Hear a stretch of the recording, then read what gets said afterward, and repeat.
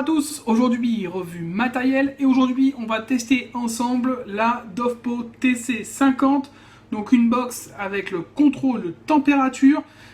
Ça m'a été envoyé par la boutique gearbest.com. Dovpo, c'est une marque que je ne connais pas trop, une marque chinoise, hein, encore une fois. On est sur une box voilà, classique, hein, on va voir ça.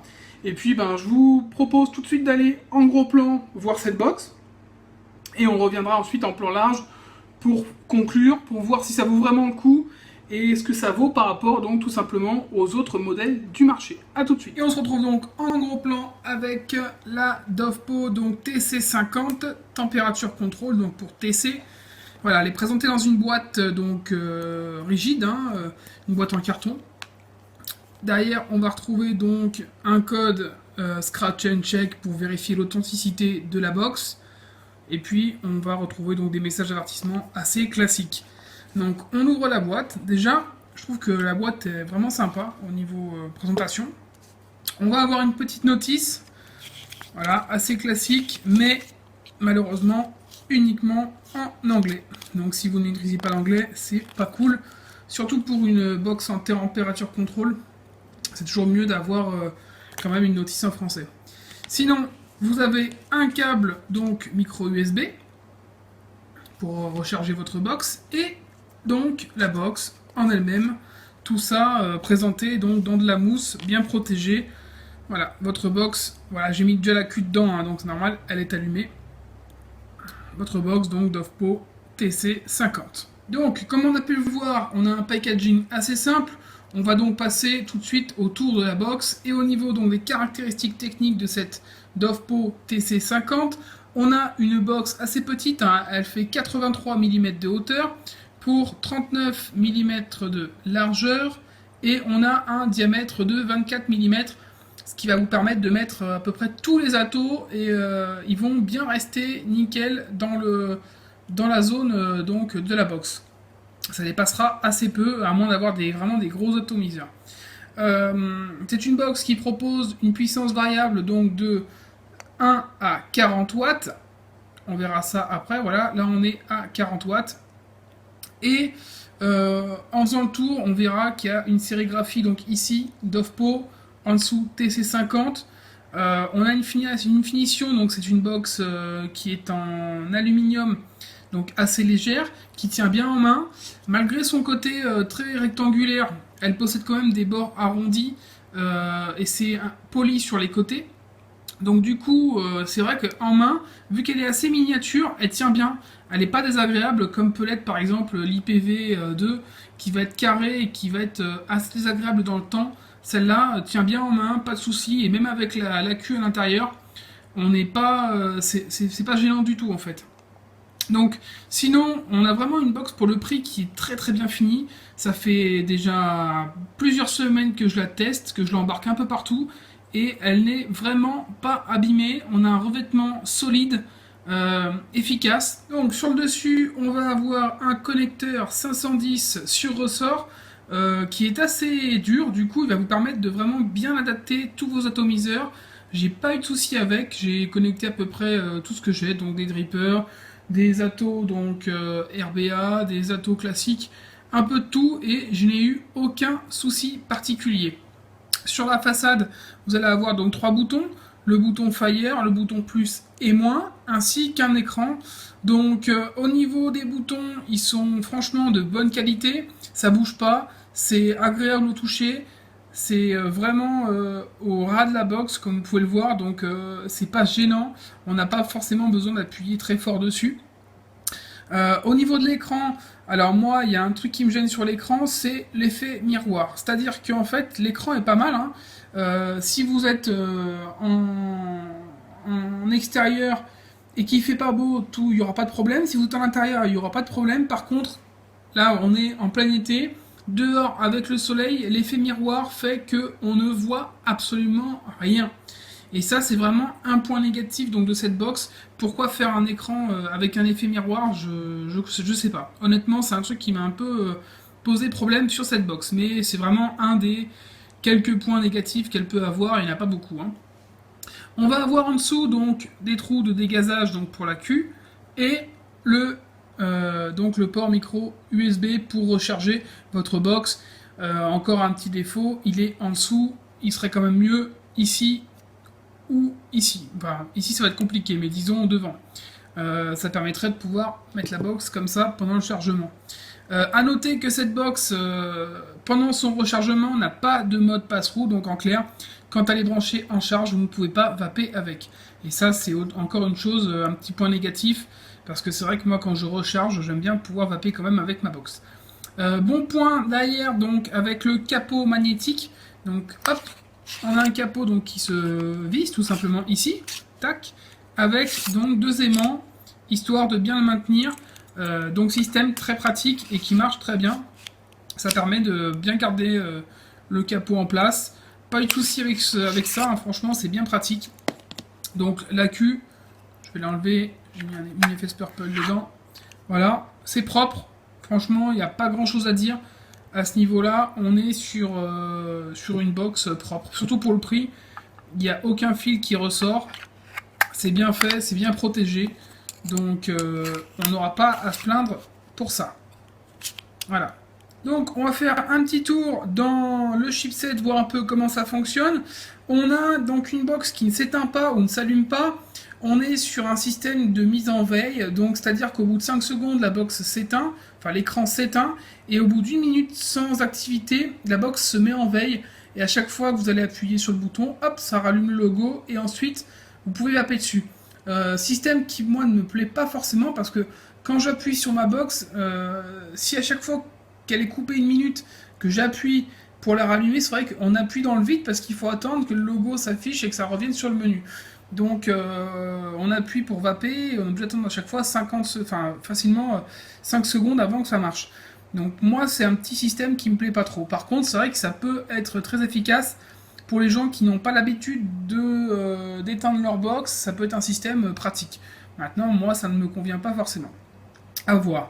Là vous voyez donc l'écran s'était mis en veille. On va rentrer dans le menu. Donc qu'est-ce qu'on a? Ici on a la puissance donc en watts. On a donc la batterie, on a au-dessus donc la valeur de la résistance en ohms et le voltage juste en dessous.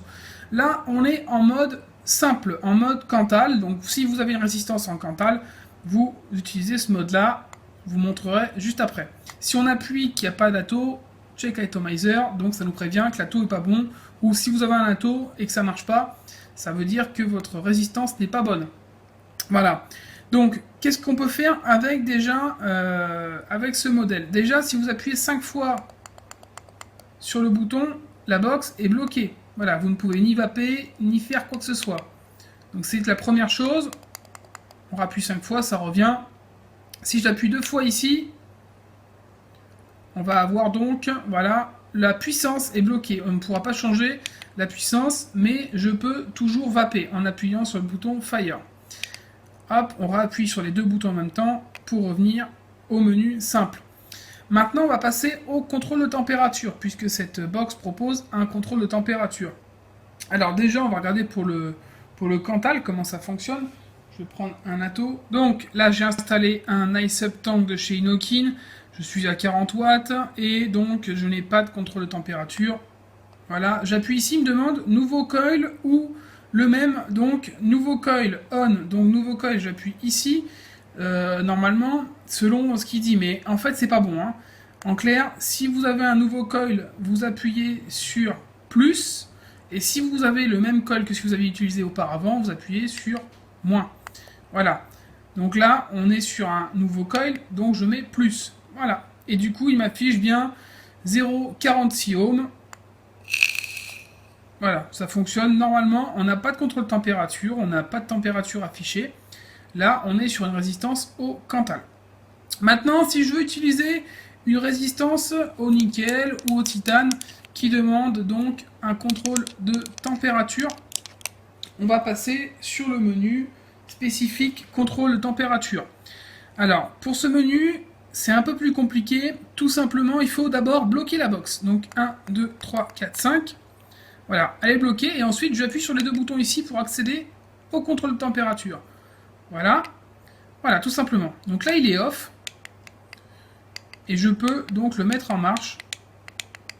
Donc là, vous voyez, on a un choix qui se pose. Je suis en degrés Celsius. Et on peut aller donc de 100 à 300 degrés. Ou alors en Fahrenheit. C'est au choix. Voilà, et puis on va revenir. 200 Fahrenheit. Donc moi, je le laisse automatiquement là sur 300 degrés. Hop, et là, vous voyez, en dessous, ça s'affiche 300 degrés. Donc le contrôle de température s'est mis en marche. Bien sûr, pensez à l'éteindre, à le mettre sur off si vous utilisez des résistances au Cantal, comme je vous ai montré juste avant. Là, je branche donc mon sub-tank avec une résistance au nickel, donc qui nécessite un contrôle de température. Et... ah, il faut que je remette la box, parce que là, elle est bloquée. Voilà. Je suis à 39 watts. On va baisser un petit peu. On va se remettre à 30 watts. Ah, il me redemande nouveau coil. Oui. Voilà, et il m'affiche donc 0,17 ohms. Voilà, on va monter. Il monte pas jusqu'à 300 degrés, hein, il se stabilise un petit peu avant. En tout cas, ça marche très bien. Pas de souci pour le contrôle de température. Donc si vous en avez besoin, sachez que c'est efficace sur cette box. Franchement, pour le prix, je trouve que c'est vraiment hyper correct. Pour les spécifications générales, on est sur une box qui va de 1 watt, comme vous pouvez le voir, à 50 watts. Donc on peut modifier la puissance par incrément de 0,1 watt. Au niveau des résistances, l'acceptation des résistances va au minimum de 0,1 ohm à 3 ohms. Donc on a vraiment une plage assez vaste pour pouvoir vaper avec à peu près tous les atomiseurs du marché ou les drippers, peu importe. Je pense qu'à peu près tout marchera dessus. Donc on est vraiment sur quelque chose d'efficace. Une belle petite box. Il n'y a pas beaucoup de défauts visibles, hein, et pour le prix, c'est encore plus impressionnant. Au niveau de la taille, je vais vous remontrer, mais elle est vraiment très très petite et elle tient vraiment bien en main. Donc on est sur une petite box rectangulaire qui fait vraiment le travail, tout simplement. Elle a quelques défauts, mais ça, c'est assez fréquent, hein, sur toutes les box. Il y a des avantages et puis il y a des inconvénients. Bon, là, on va passer en plan large pour faire une petite conclusion sur cette Dovpo TC50. Et on se retrouve donc avec la Dovpo TC50, on va la tester. Maintenant qu'on a fait le gros plan, on va voir un peu ce qu'elle vaut au niveau VAP. Hein. Dessus, j'ai installé un iSub Tank de chez Inokin, un ato dont je vous ferai la revue d'ici quelques temps. Ça fait plusieurs semaines que je l'ai, que je me le suis offert. Et franchement, je ne vais plus que sur ça. Pour moi, c'est vraiment mon ato sub-home référence. On va donc tester ça tout de suite. Là, je suis à combien 32 watts, donc en mode Cantal. Voilà ce que ça donne avec la Dovpo TC50.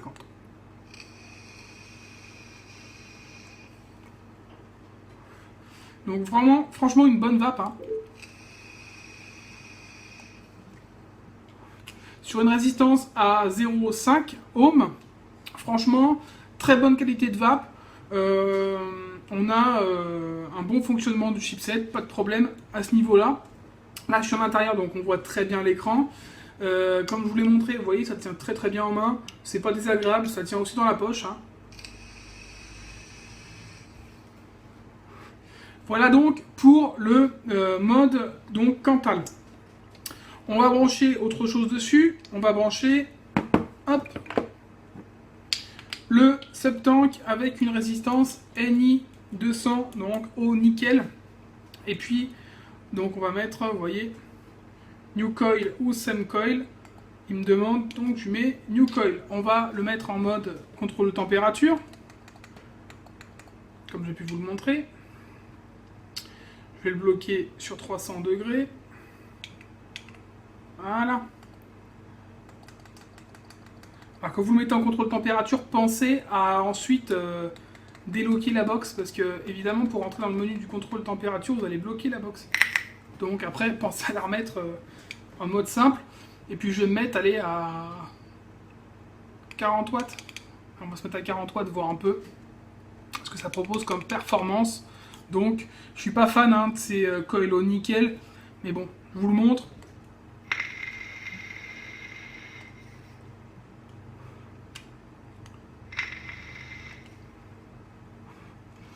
Donc on a un bon rendu de vapeur également. Et au niveau donc du contrôle température, ça fonctionne très très bien. Vous voyez, là, je ne sais pas si vous voyez bien, je pense pas. La box se bloque bien à 300 degrés et reste stable. Bon, à 40 watts, je trouve que c'est un peu trop costaud pour moi. Je préfère rester un peu en dessous, même avec des coils au nickel.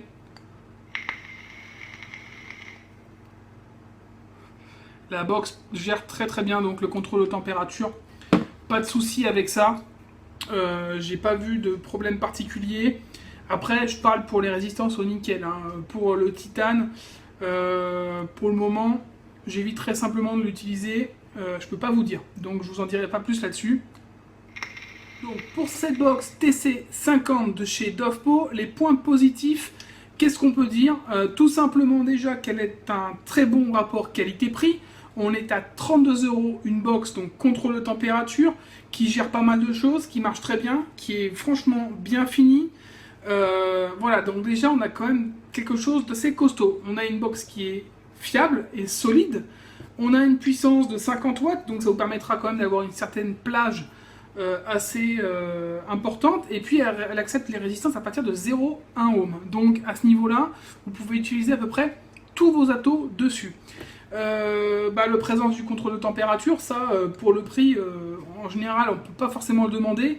Avoir une box avec contrôle de température qui fonctionne bien pour ce prix là, c'est franchement costaud. Et donc on a ce petit côté avec le capot aimanté de la box, franchement pratique, système ingénieux qui marche très bien et qui vous permet de changer d'accu assez facilement. Au niveau donc des points négatifs de la box, on va avoir un design rectangulaire qui plaira pas à tout le monde, même si franchement son côté mini permet d'avoir quand même une box qui tient bien en main, qui n'est pas désagréable. On va avoir la présence du port micro USB sous la box. Ça c'est toujours un point récurrent, mais pour moi c'est un point négatif. On va avoir un écran qui fait effet miroir, et ça, dehors, en plein soleil, vous ne verrez absolument rien. Ça, c'est quelque chose que j'arrive pas à comprendre. Par contre, pourquoi mettre un écran pareil? Peut-être par rapport au prix, je sais pas. Au niveau donc du mode veille, d'ailleurs, je vous ai dit une bêtise tout à l'heure, c'est pas 1 minute, donc c'est au bout de 5 minutes qu'elle se met en veille. Mais c'est vrai que j'ai l'habitude toujours de vaper, puis après, je prends ma box, hop, pour moi, elle est allumée, donc je switch. Et le problème, c'est que ça part pas tout de suite. Et c'est assez gênant. Là, par exemple, je me suis pas servi de mon Evic VT. Je la prends. Ça part tout de suite. Là, celle-là, au bout de 5 minutes, hop, on la prend. Hop, et ça part pas. Il faut attendre que le logo s'allume, tout ça. Ça, c'est un truc qui m'a un peu cassé les pieds. Après, c'est perso. Donc, c'est un point négatif que je mets moi maintenant. Ça sera peut-être pas pour tout le monde. Certaines personnes pourront prendre ça pour un point positif. Si vous n'avez pas l'habitude d'éteindre, d'allumer votre box, c'est vrai que la mise en veille permettra de sauvegarder la batterie, donc ça peut être aussi un bon point. Le manuel est uniquement en anglais, et ça c'est aussi un point négatif récurrent. Voilà. C'est à peu près tout au niveau des points positifs et négatifs sur cette box. En conclusion, qu'est-ce qu'on peut dire? Que c'est une box qui franchement, au niveau rapport qualité-prix, vaut la peine. Si vous avez un petit budget et que vous voulez une belle box, une bonne box qui marche bien et qui est solide, fiable, avec un revêtement qui tient bien, qui a pas mal d'atouts, franchement, allez-y. La Dovpo TC50 box à petit prix qui vous donnera tout ce qu'il faut pour vaper proprement. Tout simplement, il n'y a pas grand-chose à dire. Quand c'est bien, il faut le dire. Quand c'est pas bon, il faut le dire aussi. Là, en tous les cas, Dovpo, je ne connaissais pas la marque. C'est une bonne marque qui fait du bon boulot. On se retrouve donc très bientôt pour une prochaine revue. Si vous désirez commander la box, je vous mets l'adresse juste en dessous. Et puis, je vous souhaite une bonne journée ou une bonne soirée et surtout une bonne vape. Ciao!